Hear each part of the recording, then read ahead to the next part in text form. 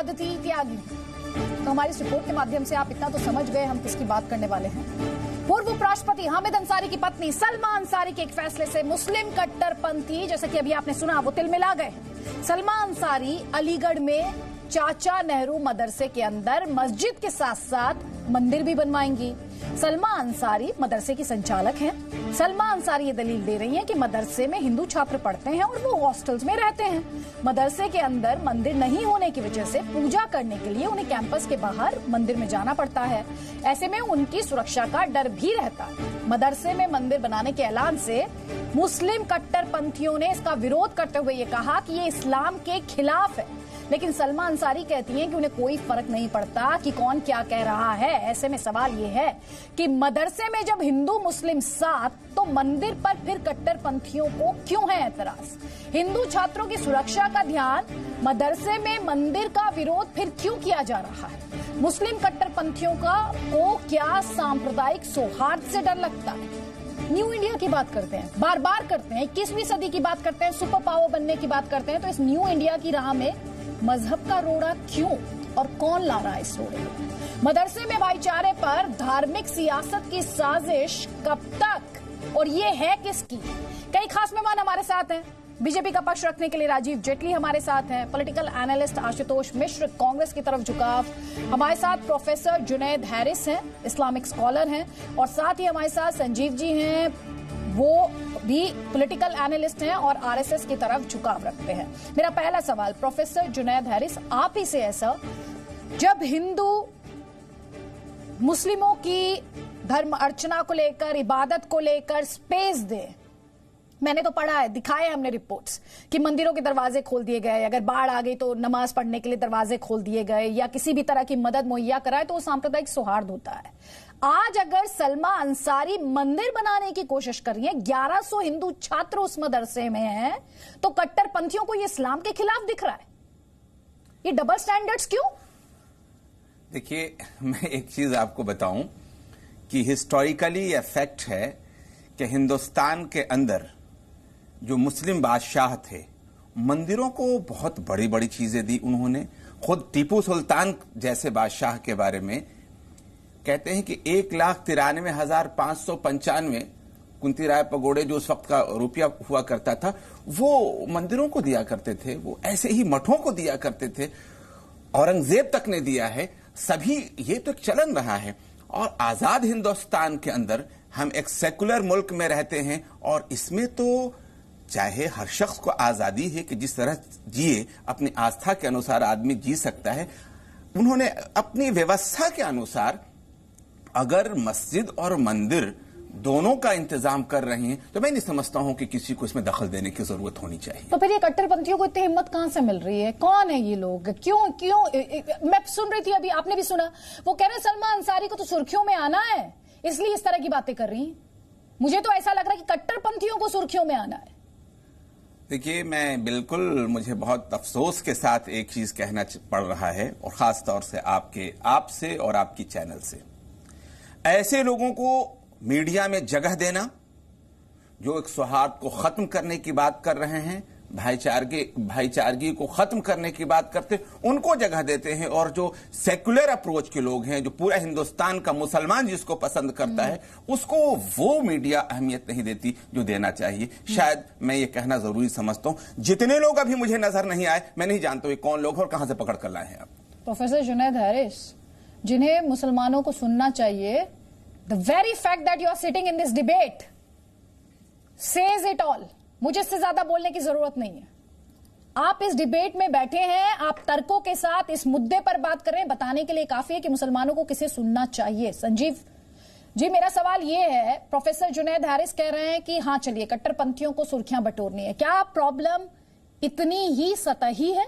कहीं ये ज्यादा डीप रूटेड नहीं है? क्योंकि हमने देखा, और जुनैद हैरिस, मैं आपको भी याद दिला दूं कि कैसे अभी उन्नाव का मामला आया, क्रिकेट की लड़ाई को श्रीराम के नारे से जोड़ दिया गया, श्रीराम को हत्याओं के साथ जोड़ा जा रहा है। ऐसे मामले जिनमें आरोप कुछ लगे और जब तहकीकात हुई, जांच हुई, तो मामला कुछ और निकला। संजीव, देखिए, जुनैद भाई कह रहे थे, लेकिन इन्होंने दो मुस्लिम शासकों का नाम लिया और दोनों को उन्होंने उदारवादी बता दिया।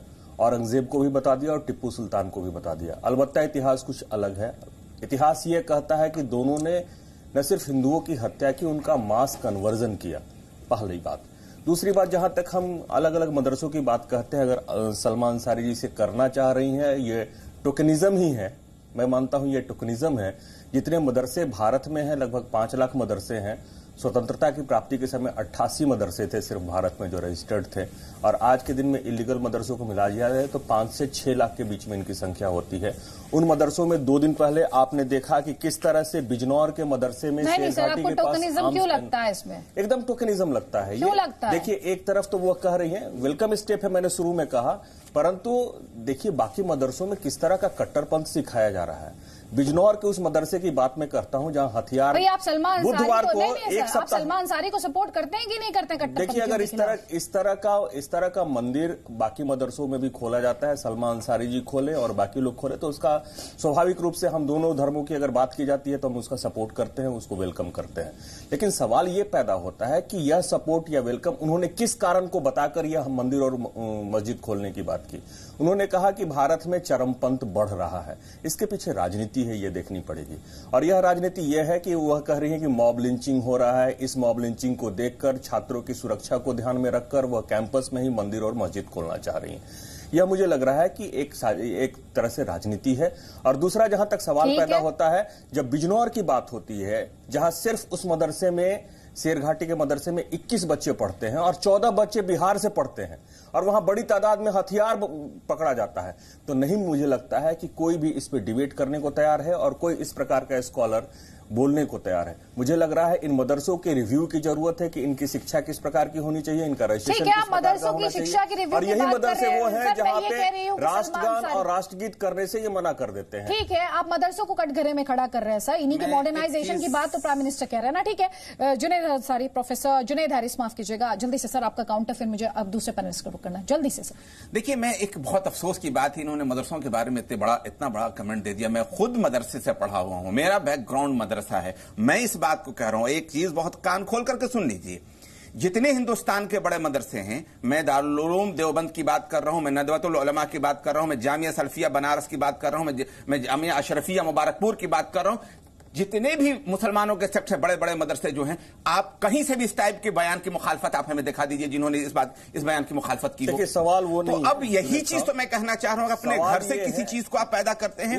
अभी आपने मुखालफत की, यंग इंडिया में गांधी जी लिख रहे हैं टीपू सुल्तान के बारे में, ये कह रहा हूं सभी के बारे में। मैं कह रहा हूं बनारस के मंदिरों के बारे में हिस्टोरिकल, ये तो हिस्टोरिकल फैक्ट है कि टीपू सुल्तान ने बड़ी तादाद में कन्वर्जन किया, हिंदुओं का जबरन कन्वर्जन किया। अरे मैं कह रहा हूं मंदिरों को क्या दिया, औरंगजेब ने कन्वर्जन किया। आपने एक उठा लिया कि उन्होंने हिंदुओं और मठों को पैसे दिए। अरे वो पैसे यहीं से लूटे गए थे, वह भारत के खजाने में हिंदुओं के ऊपर लगाया गया जजिया कर चले गए। आप कहां लेकर चले गए? बता रहा हूं, सबसे बड़ी परेशानी कोई लेकर कहीं नहीं जाता है, कोई लेकर कहीं नहीं जाता है। अंग्रेज यहां से लूटे और लेकर के गए। देखिए, लेकिन जो मुगल थे, जो हिंदुस्तान के हुक्मरान थे, मुसलमानों को कहीं लेकर नहीं गए। ऊपर किया और जिस प्रकार का कन्वर्जन हिंदू का किया, वह एक हिस्टोरिकल फैक्ट है। इसको डिनाई जुनैद साहब नहीं कर सकते, ना आप कर सकते हैं ना हम कर सकते हैं। संजीव तिवारी, हिस्ट्री एक रेफरेंस पॉइंट के लिए ठीक रहती है, लेकिन जीते हम इसी मोमेंट में हैं, जीते हम प्रेजेंट में हैं, और उस प्रेजेंट में इस बात की गुंजाइश होती है कि आप हिस्ट्री को नए तरीके से लिख सकें।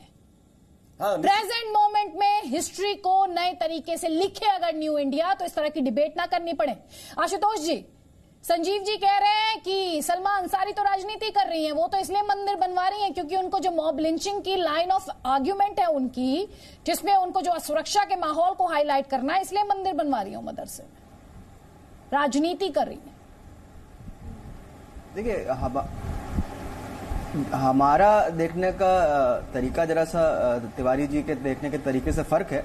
ये यहाँ पे दिखाता है कि हिंदुस्तान में 2 विचारधाराएं हैं। एक विचारधारा ये चाहती है कि हिंदू मुस्लिम साथ रहें, साथ पढ़ें, एक ही जगह पे मंदिर मस्जिद बने, और दूसरी जो है धार्मिक विद्वेष और विभाजन फैला के अपनी राजनीतिक रोटी सेकने वाली विचारधारा। ये 2 विचारधाराओं की लड़ाई चल रही है।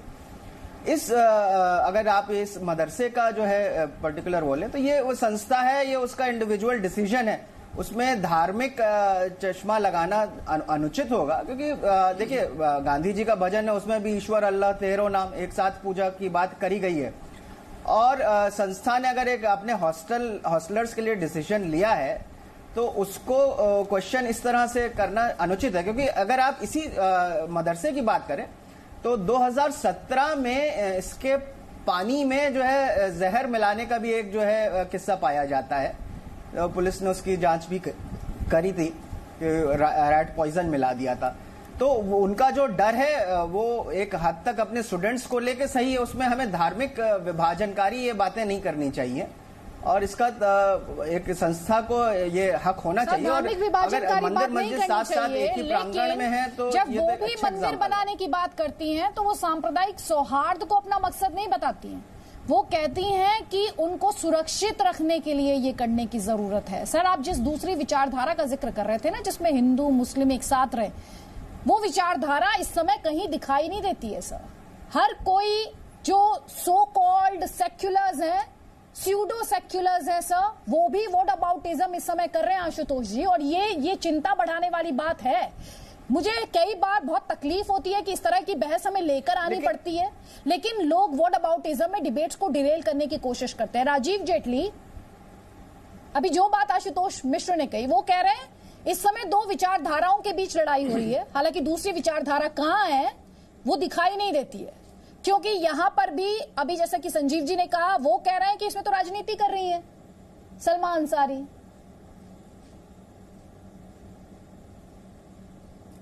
देखिए, पहली बात यह है कि जो भी कदम सलमा अंसारी ने उठाया एक बेहतर कदम है, ठीक है। और वो चाहती हैं कि सभी लोगों के, सभी धर्मों के बच्चे वहां पर एक साथ रहें, बशर्ते इसके पीछे कोई राजनीति ना हो, बशर्ते इसके पीछे कोई डिप्लोमेसी ना हो, क्योंकि डिप्लोमेटिक रहे हैं उनके शोहर और देश के उपराष्ट्रपति भी रहे हैं। और आज हिंदू मुस्लिम एकता की बजाय मुझे लगता है कि शायद एक, अगर आपने पीछे पढ़ा हो तो एक एनके सूद फॉर्मर रॉ ऑफिसर है, उन्होंने ये एलिगेशन लगाए थे कि हमारी देश की सुरक्षा एजेंसियां जो हैं, हमारी इंटेलिजेंस एजेंसियां हैं, उनके साथ बहुत इनजस्टिस किया गया था जब वो तेहरान में एम्बेसडर हुआ करते थे। हमारे जो ऑफिसर्स थे उनको किडनैप कर लिया गया था और पूरे देश के रॉ ऑफिसर्स ने और दूसरे ऑफिसर्स ने कहा था कि इनको छुड़वाने के लिए कोई मुहिम शुरू करनी चाहिए। लेकिन उनका इल्जाम है, ये मैं नहीं कह रहा हूँ, ये उनका इल्जाम है जिन्होंने प्रधानमंत्री जी से आग्रह किया कि आपको इंटरवीन करना चाहिए और देखना चाहिए कि क्यों ना उनके खिलाफ एक्शन होना चाहिए। जिन लोगों ने सावात, जो ईरान की एक इंटेलिजेंस एजेंसी थी, उनके कहने पे हमारे लोगों को नज़रअंदाज किया, उनकी किडनैपिंग हो गई, उनको छुड़वाने की कोई कार्य नहीं किए गए। तो बहुत सारी बातें पीछे भी रही हैं हामिद अंसारी साहब की। हाँ, हो सकता है कि अगर वो डिप्लोमेसी नहीं है, वही राजनीति नहीं है, और बच्चों को जैसे आपने बताया केवल और केवल उनको सुरक्षा देने का इशू है, धार्मिक सद्भावना बनवाने का इशू नहीं है। अगर सुरक्षा देने का इशू है तो मुझे लगता है ये कहीं ना कहीं एक डिप्लोमेसी का ही रोल है, इसमें हम कहीं धार्मिक सद्भावना ना ढूंढें। जैसा अभी थोड़ी देर पहले चर्चा हो रही थी कि मदरसों के खिलाफ इस तरीके की कार्रवाई की गई, ऐसा हुआ। अरे भैया, आप बेकार की बातें कर रहे हैं। ये बात केवल इतनी है कि चाहे मदरसा हो, चाहे वो स्कूल हो, चाहे कोई भी हो, हर किसी एजुकेशन इंस्टीट्यूट को एक अम्ब्रेला में होना चाहिए। अभी बिजनौर की घटना आपने देखी, बिजनौर से पहले देवबंद की घटना आपने देखी, देवबंद में आतंकवादी पाए जाते थे। अब ऐसा तो नहीं है ना कि अगर आप वहाँ एक मंदिर बना देंगे तो वहाँ आतंकवादी आना बंद कर देंगे। अगर वहाँ आप एक चर्च बना देंगे तो आप ये उम्मीद करेंगे कि अब यहाँ पर कोई कार्रवाई नहीं होगी, क्योंकि हमने तो दिखा दिया यहाँ पर सभी धर्मों के लोग रहते हैं। या ऐसा भी कहा जा सकता है कि एक मंदिर बना देने से अगर आप ये सोचें कि वहाँ पर ये बोला जाए यहाँ तो सभी धर्मों के लोग रहते हैं, तो आपने एक धर्म विशेष की तरफ उंगली कैसे उठा दी? तो बहुत सारे प्रश्न उठते हैं इस बात को लेके। अगर ये ईमानदारी नेक नियत से किया हुआ काम है तो अच्छी बात है, लेकिन आपने खुद मेंशन किया तो सुरक्षा की दृष्टि से किया हुआ काम है। अगर सुरक्षा की दृष्टि से किया काम है तो हर एक मदरसे में एक मंदिर बन जाए, उसके बाद वही कश्मीरी आतंकवादी वहां पर रिक्रूटमेंट करते चले जाए। ठीक है, मुझे अभी आपको रोकना है। राजीव जेटली जी, आपने कुछ पॉइंट उठाए हैं, प्रोफेसर हैरिस आपको काउंटर करना चाहते हैं। मैं आऊंगी प्रोफेसर हैरिस, आपको पूरा मौका मिलेगा इसको काउंटर करने का। लेकिन बड़ी खबर इस समय लखनऊ से आ रही है। बस ने स्कूली वैन को टक्कर मार दी है। रिपब्लिक सिनेमा के सामने, फन रिपब्लिक सिनेमा के सामने सड़क हादसा हुआ है। उल्टी दिशा में आ रही स्कूल वैन को बस ने टक्कर मारी। वैन में सवार स्कूल के बच्चे घायल हुए हैं। महाराजा अग्रसेन स्कूल की ये वैन थी। मौके पर पहुंची गोमती नगर पुलिस ने बच्चों को सिविल अस्पताल में भर्ती कराया है। वैन का ड्राइवर घायल है, उसे भी सिविल अस्पताल में भर्ती कराया गया है। ड्राइवर कह रहा है कि मेरी गलती नहीं थी, बस चालक की गलती है। बच्चों ने ये कहा कि वैन ड्राइवर रॉन्ग साइड पर ले जा रहा था वैन को। सिविल अस्पताल में 3 बच्चे एडमिट हैं इस समय। हालांकि खरोच आई हैं, ज्यादा सीरियस इंजरीज अभी बताई नहीं जा रही हैं, लेकिन लखनऊ से ये बड़ी खबर इस वक्त हम आपको दिखा रहे हैं। आज एक स्कूली वैन चालक की लापरवाही से एक बड़ा हादसा हो सकता था। अभी हम समता मूलक चौराहे पे मौजूद हैं। हमारे सामने एक वही वैन है जिस वैन से ये पूरा हादसा हुआ है। बताया जा रहा है कि इसमें 4 बच्चे जो बैठे हुए थे उनको भी चोटें आई। उन बच्चों को सिविल अस्पताल में एडमिट करवाया गया। साथ ही आपको बता दें कि जो वैन चालक है वो बता रहा है कि पूरी तरीके से बस चालक की गलती थी, लेकिन जो बच्चे उसमें बैठे हुए थे बच्चों के मुताबिक पूरी तरीके से जो वैन चालक था वो रॉन्ग साइड में इस वैन को लेके जा रहा था और काफी स्पीड में था, जिसके कारण ये बड़ा हादसा हुआ है। साथ ही आपको बता दें कि लगातार जो पुलिस है वो पूछताछ कर रही है। जो वैन चालक है उससे पूछताछ कर रही है, स्कूल प्रशासन से पूछताछ करने की कोशिश कर रही है, लेकिन कहीं ना कहीं इस घटना से स्कूल प्रशासन को एक सीख लेनी चाहिए कि जो बच्चे हैं उनकी जिम्मेदारी होती है, उनको सुरक्षित घर से लाना भी उनकी जिम्मेदारी होती है और सुरक्षित स्कूल भी पहुंचाना उनकी जिम्मेदारी बनती है। कैमरामैन मनोज के साथ लोमस जी मीडिया, लखनऊ। तो बच्चे कह रहे हैं रॉन्ग साइड पर ले गया था ड्राइवर। ऐसे में जरूरी हो जाता है कि ट्रैफिक के नियमों का पालन किया जाए। राहत की बात ये समझ लीजिए कि एक बड़ा हादसा टल गया। एक बार फिर से रुक कर लेते हैं हमारी बड़ी बहस का। प्रोफेसर जुनैद हैरिस, इस बड़ी खबर का रुख करने से पहले आप काउंटर करना चाह रहे थे राजीव जेटली को, आपका काउंटर सर। हाँ, देखिए, मैं एक चीज ये कह रहा हूं कि हमारी सबसे बड़ी समस्या ये है कि हम दूसरे के अच्छे कामों को भी हम उनकी नीयतों पर शक करना शुरू कर देते हैं।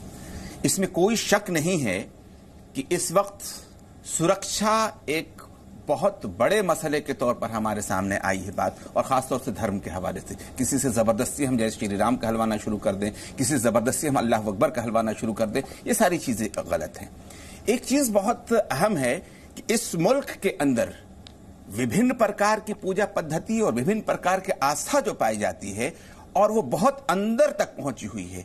धर्म की बुनियाद पर अगर हम अच्छी व्यवस्था को कायम करने में कामयाब हो सके और हमारे प्रैक्टिकल लाइफ में अगर आ सके तो बहुत अच्छी बात है। प्रोफेसर हैरिस, देखिए, मैं अपनी बात कंप्लीट कर लूं इसलिए। तो अगर वो सुरक्षा ही लफ्ज उन्होंने कहा, लेकिन इससे इनकार तो नहीं किया कि इसके जरिए सुहाग बढ़ेगा, इसके जरिए उनके अंदर एक आत्मा के एक जो शांत एक माहौल पैदा करने में उनको मदद मिलेगी, साथ मिलकर के चलने में मदद मिलेगी, इसका इनकार तो नहीं किया है। इसलिए हम उस पर क्यों सवालिया निशान लगा रहे हैं कि वो ये नहीं चाह रही हैं।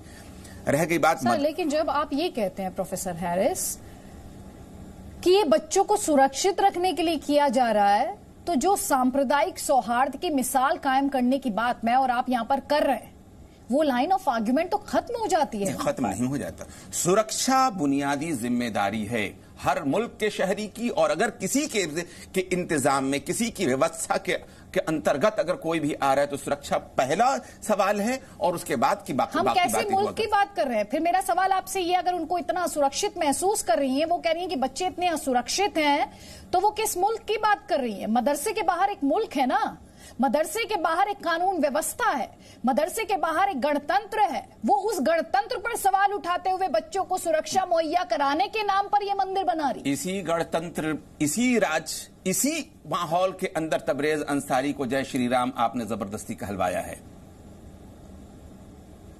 सर, आपको जय श्री राम को बदनाम करने की ये जो साजिश चल रही है, आपने प्रोफेसर हैरिस, में एक्सपेक्ट कर रही थी आप थोड़ा सा रीजनेबल बात करेंगे मुझसे। आपको मैंने डिबेट की शुरुआत में ही कहा कि कितने ऐसे मामले आए, झूठे आरोप लगे, लेकिन बाद में मामला कुछ और साबित हुआ। ये पहले हिंदुओं को बदनाम करने की साजिश थी, अब ये उनके आराध्य को बदनाम करने की साजिश है। सर, अच्छा, वो गलत है। तबरेज अंसारी वाले केस में क्या नहीं देखा है? क्या वो वीडियो नहीं देखा है? सर, आप लॉ एंड ऑर्डर, एक सेकंड सुनिएगा सर, आप कानून व्यवस्था को धार्मिक चश्मे पर नहीं थोप सकते हैं। दोनों में अंतर होता है सर, दोनों में अंतर होता है। वही जब समुदाय विशेष के लोग ये दूसरे समुदाय के साथ करते हैं तो ये कानून व्यवस्था बन जाती है सर। लेकिन जब खास समुदाय विक्टिम होता है तब ये दूसरी लाइन ऑफ थिंकिंग आती है। ऐसा कैसे हो सकता है? वो किसी के साथ भी हो, कटघरे में हो जाते हैं। अल्लाह अकबर कभी कटघरे में नहीं बिल्कुल होता है। मैं कह रहा हूँ कि अगर जबरदस्ती हिंदू बच्चों से अगर अल्लाह अकबर कहलवाया जाए तो गलत है। इस्लाम को बदनाम मत कीजिए। संजीव जी देखिए सबसे इम्पोर्टेंट ये है कि अभी बता रहे थे प्रोफेसर साहब कि जय श्री राम जबरदस्ती कहलवाया जा रहा है। इस तरह का इंटॉलरेंस डिबेट फिर से शुरू हो गया है।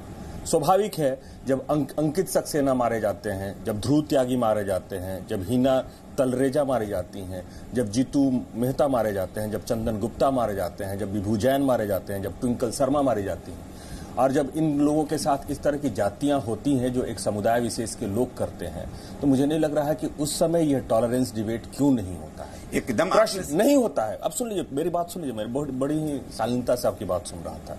जब बिजनौर में पकड़ा जाता है मदरसे में, तो यह डिबेट क्यों नहीं होता है कि वहां आर्म्स एम्यूनेशन क्यों पकड़ा जाता है इलीगली। जब इसी प्रकार के बंगलोर में पकड़ा जाता है, जब सीलमपुर में पकड़ा जाता है, और जब मौलाना पकड़े जाते हैं उन आतंकवादी गतिविधियों से संलिप्त, तो मुझे नहीं लग रहा है इस प्रकार का डिबेट क्यों नहीं होता है और हिंदुस्तान में सुरक्षा खतरे में क्यों नहीं आती है। मुझे लग रहा है कि इस प्रकार के जो सेपरेट इंसिडेंट्स हैं वह लॉ एंड ऑर्डर के इंसिडेंट है और सरकार बहुत ही सख्त है। लगातार सरकार ने इसकी निंदा की है और दोषियों को दंडित किया है। उनको यहां तक आजीवन कारावास तक की सजा हुई है। मुझे लग रहा है कि इस डिबेट को इससे अलग करना और पृथक करना जरूरी है। और जिस तरह से आप जय श्री राम के बार बार कह रहे हैं कि जय श्री राम जबरन लगवाया जाता है, बहुत सारे इंसिडेंट ऐसे हुए हैं जो पर्सनल एनिमिटी हुई है और उस प्रकार के लोगों ने जबरन अपना उस तरह का फोटोग्राफ बनाकर, वीडियो बनाकर पूरे देश में वायरल किया है। यह गुड़गांव में भी हुआ है, यह मेरठ में भी हुआ है, यह लखनऊ में भी हुआ है। जी, और ये उन्नाव में भी हुआ है। ये उन्नाव में भी हुआ है। मौलाना ने बाकायदा जय श्री राम का इस्तेमाल किया। क्रिकेट मैच का झगड़ा था, उसे जय श्री राम जबरदस्ती बुलवाने का आरोप लगा दिया और उसके बाद तहकीकात में क्या निकल कर आया सर? मैं आपसे बार बार एक चीज को कह रहा हूं कि आप डिवाइड करके मत देखिए चीजों को। गलत हमेशा गलत होता है। जो कुछ भी किसी ने भी गलत किया तो हम गलत करने वाले के साथ नहीं, हम मैं उससे इंकार नहीं कर रही हूं। नहीं, गलत गलत है। गलत वो राइट लेफ्ट सेंटर कोई भी करे, गलत गलत है। लेकिन जब आप ये कहने लग जाते हैं कि जय श्री राम के नाम पर लोगों को मारा जा रहा है, तब आप एक स्वीपिंग जनरलाइजेशन में है सर। आप कानून व्यवस्था को धार्मिक चश्मे से नहीं देख सकते सर। नहीं, देखिए परेशानी ये होती है, परेशानी वहां से शुरू होती है कि हम सिर्फ मुसलमान को सपोर्ट करें अगर वो गलत है तब भी, और कोई हिंदू को सपोर्ट करे अगर गलत है तब भी। हम दोनों की मुखालफत करते हैं। हम हमेशा जिसके ऊपर अत्याचार हुआ है, जिसके ऊपर अत्याचार हुआ है, हम उसके फेवर में हैं और जो अत्याचारी है हम उसके मुखालिफ हैं। नंबर एक, अभी इन्होंने मदरसे पर इल्जाम लगा। चूंकि मेरा बैकग्राउंड मदरसा है इसलिए मैं एक बहुत खुल करके बात कह सकता हूं। मैंने इल्जाम नहीं लगा, मैंने तो एक इंसिडेंट कोट किया। मैंने 4 इंसिडेंट आपके सामने कोट किए। मैंने तो फैक्चुअल इंफॉर्मेशन आपको दिया। मैं तो रुक गया, आप रोक रहे तो मैं रुक गया। ठीक है, थैंक यू वेरी मच। काश की कट्टरपंथी भी इसी तरीके से सुन लेते, जितनी आसानी से आपने मेरी बात का मान रख लिया। एक छोटे से ब्रेक के लिए यहाँ पर रुक रहे हैं। और मुझे को मिलाकर कैसे आप नहीं, ये एक सवाल है। मैं आपको कट्टरपंथियों के साथ जोड़कर नहीं देख रही। मैं कह रही हूँ जितनी समझ आप में है, जितनी बात को समझने की ताकत आप में है, काश की ऐसे लोगों में भी ये समझ परकोलेट डाउन हो सकती। और मैंने इस डिबेट की शुरुआत में ही कहा आपको यहाँ पर लेकर आना, इस डिबेट में लेकर आना, क्योंकि आपने कहा समझदार आवाजों को नहीं उठाया जाता। जो मुस्लिम समझदार आवाज है उनको नहीं रिप्रेजेंटेशन मिलता। तब भी मैंने आपसे कहा था आपका इस डिबेट में आना ये बताने के लिए काफी है कि आपकी आवाज कितनी अहम आवाज है, कम से कम हमारे प्लेटफॉर्म के लिए। एक छोटे से ब्रेक के लिए यहाँ पर रुक रहे हैं, जल्द लौट रहे हैं। बहस ब्रेक की उस पार भी जारी है, आप रहिए हमारे साथ। इस वक्त की बड़ी खबर इस समय आपके स्क्रीन पर। इलाहाबाद हाईकोर्ट के बाहर से युवक युवती का अपहरण कर लिया गया है। हथियारबंद लोग आए वहां पर और युवक युवती का अपहरण कर लिया। दरअसल प्रेम विवाह के बाद सुरक्षा के लिए आए थे, सुरक्षा मांगने के लिए आए थे ये युवक युवती, और उसी दौरान हथियारबंद लोग वहां पर पहुंचते हैं। कई थानों की पुलिस और क्राइम ब्रांच की टीम अपहरण करने वालों की तलाश में इस समय जुट गई है। इलाहाबाद हाईकोर्ट के बाहर से, बहुत चिंता बढ़ाने वाली बात है कि हथियारबंद लोग आते हैं हाईकोर्ट के बाहर से, इस युवक युवती का ये जो जोड़ा है इसको उठाकर ले जाते हैं। पुलिस मौके पर मौजूद है। गाड़ी की पहचान कर ली गई है जिसमें हथियारबंद लोग आए थे, लेकिन प्रेम विवाह का ये मामला बताया जा रहा है। जिसके बाद सुरक्षा मांगने के लिए ये युवक युवती इलाहाबाद हाई कोर्ट का दरवाजा खटखटाने के लिए पहुंचे थे। उससे पहले ही हथियारबंद लोग वहां पर पहुंच गए और दोनों का अपहरण कर लिया। हमारे ईटीवी के संवाददाता सर्वेश जी से जानकारी पुलिस को हुई थी और एडीएम सिटी को भी कॉल आया था कि उन्हें किसी व्यक्ति ने बताया कि एक लड़का लड़की को कहीं उठा के ले लिया गया है और साथ में जो लोग थे हथियारबंद भी थे और इसे हमें लगा कि हो सकता है कोई जैसे जो जिस प्रकार प्रकरण चल रहा है ऐसा किसी मामला हो और उसके आधार पर हमने चेकिंग का हर जगह आदेश किया है। तो एक दो जगह पे संदिग्ध गाड़ी रोका गया है, मैं वहाँ पर जा रहा हूँ, जैसी बात हो मैं पूरा बताऊँगा। कौन लोग थे या कुछ अभी हम आपको पूरी बात थोड़ी देर में बता देंगे। जो संदिग्ध गाड़ी किसी जगह पे रोका गया है। Thank you.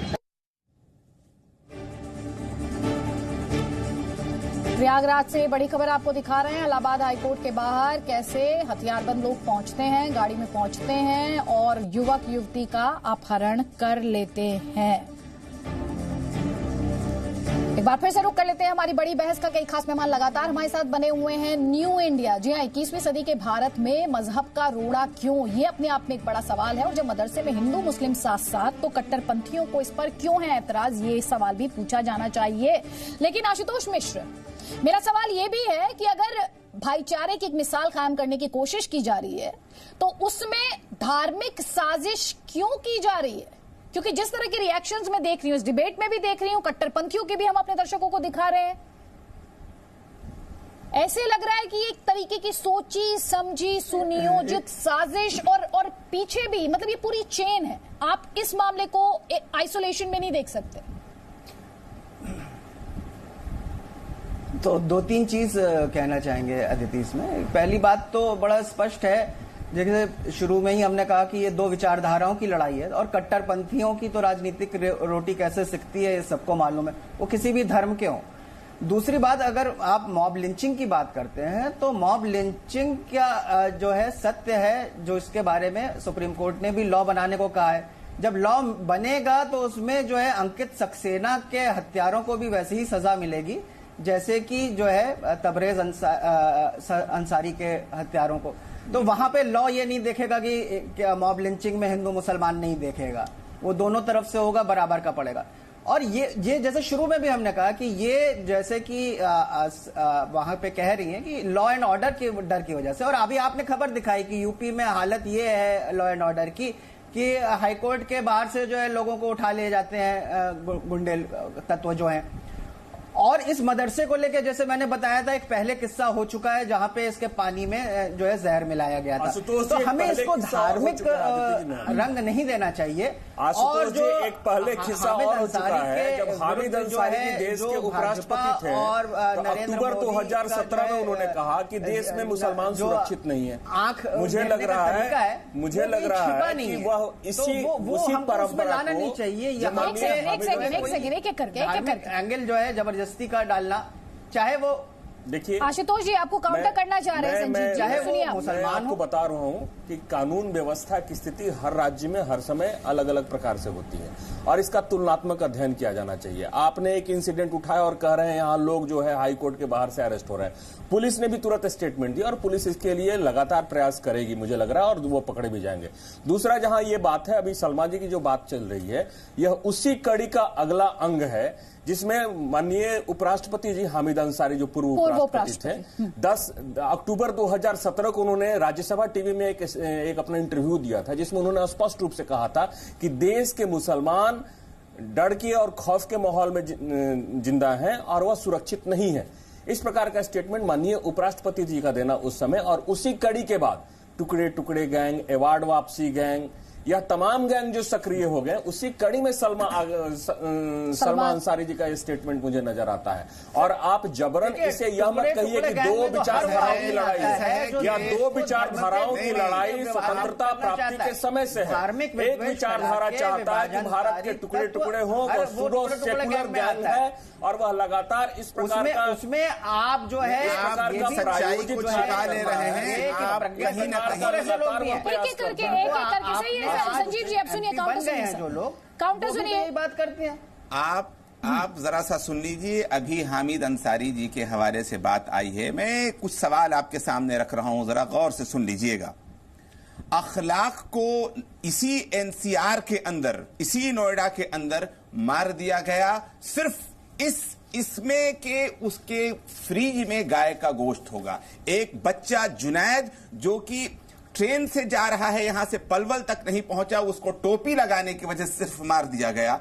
आप ये देख रहे हैं पहलू खान से पूरी बात अब सुन लीजिए। बात सुनिए ना, आप जब नाम ले रहे तो मैं भी नाम ले रहा हूं। अरे भाई तो यही तो आपका अभी तो परेशानी की बात ये यही तो आप अगर हामिद अंसारी ने यही तो आप बंटवारा करते हैं, यही तो आप कानून व्यवस्था की बात बार बार कह रहा हूं कि अगर कुणाल किसी व्यक्ति ने कहा, सुमंत महतो, प्रेमचंद महतो, अब सुन लीजिए, पप्पू मंडल, मैं नाम बता रहा हूँ, आप नाम सुनिए। आप एक नाम ले रहे हैं, 1000 नाम ले रहा हूँ। 1000 नाम लीजिए, हम तो सबके साथ खड़े हैं। देखिए, जिसके साथ भी अत्याचार होगा हम उसके साथ कानून व्यवस्था की बात है। इसको जबरन साथ भी मजहबी रंग देने की कोशिश, हालत ये है इस मुल्क की हालत, जबरन आप मजहबी रंग देने की कोशिश मत कीजिए। यही मैं आपसे निवेदन कर रहा हूँ। और यही लगातार देखिए, सलमा अंसारी जी भी यही कह रही है। यह मंदिर बनवाने और मस्जिद बनवाने के पीछे उनका एक सुन्नी की साजिश है। और वह साजिश क्या है? उनका यह दिखाना कि यहाँ मॉब लिंचिंग जो है भारत में सक्रिय है और नई न्यू इंडिया जो है वह नहीं बन सकता है। की हालत ये है कि अच्छा है कि आपने अवसर दिया कि कल आपके यहाँ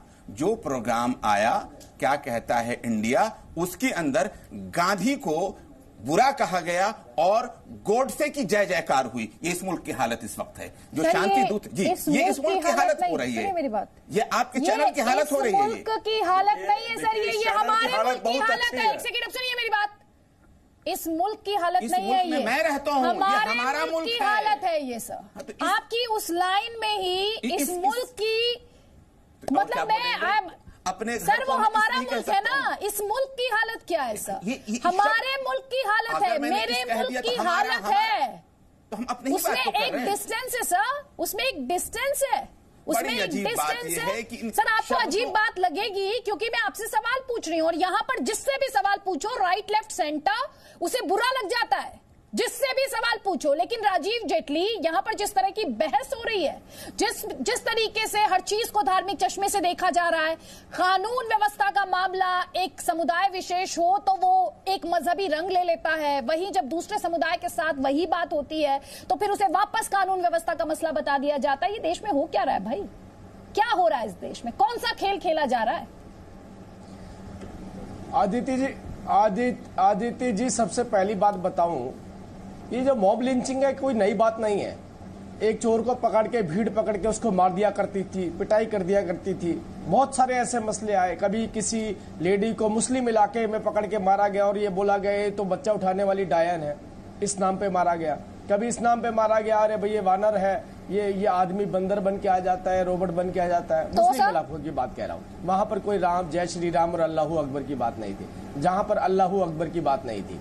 अब ये बात क्या आती है कि भी कहते हैं एक व्यक्ति ट्रेन में जा रहा है, उसका व्यक्तिगत किसी से लड़ाई हो गई, अगर वो मुसलमान है तो वो मॉब लिंचिंग हो गई, अगर वो हिंदू है तो कुछ गुंडों ने पकड़ के एक व्यक्ति को मारा।